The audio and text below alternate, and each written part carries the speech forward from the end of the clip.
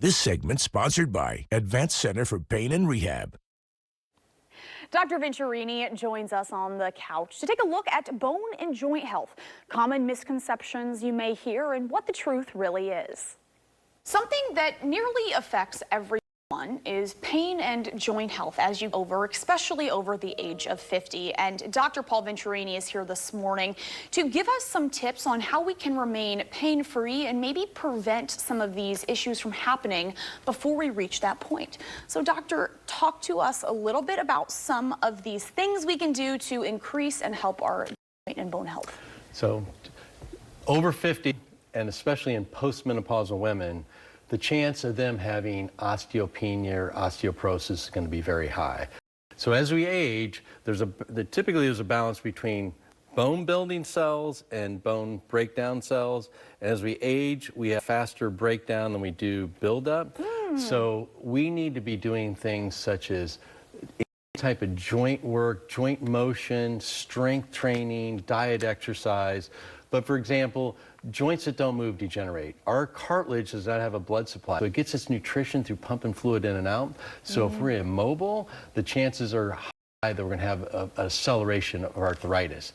And then if we're not doing any type of strength training is going to help build the bone stronger. So incorporating movement, joint flexibility, joint strengthening, and then along with some type of diet, nutrition protocol. So that's what I was going to ask next is what role does nutrition play in bone and joint health? So anything, nutrition's huge in our overall health. And we all think of calcium, taking calcium, which is important, but there's other minerals, magnesium, potassium, boron, also what we call vitamin K, and then again, the sunshine vitamin, vitamin D, all extremely important for bone health. So vitamin D, sunshine, summertime, we want to get outside, some sunshine, we could supplement with it.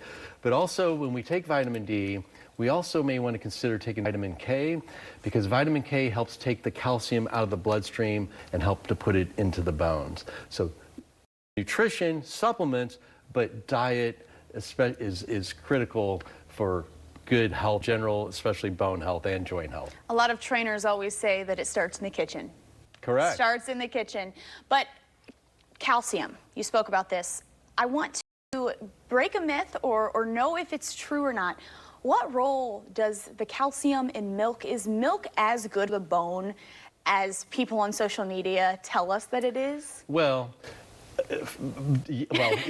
so yeah, yes and no. So okay. Milk is one source because it's fortified, vitamin D. I just need to talk to a professional about this. Do I need to be drinking milk? Well, dairy is pro-inflammatory. So if you have any type of allergy, and if you pound dairy, milk, cheese, it's going to be a little more pro-inflammatory.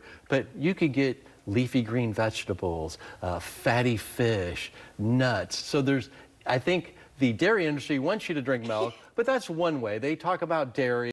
It does have the calcium in it. Yeah, and if you could tolerate dairy, and you could, yes, I wouldn't pound milk all day to get my calcium, because again, think about spinach, kale, broccoli. Yes. There's calcium in that type of food. And we could also supplement with it. But we'd all think of calcium, but again, magnesium super important.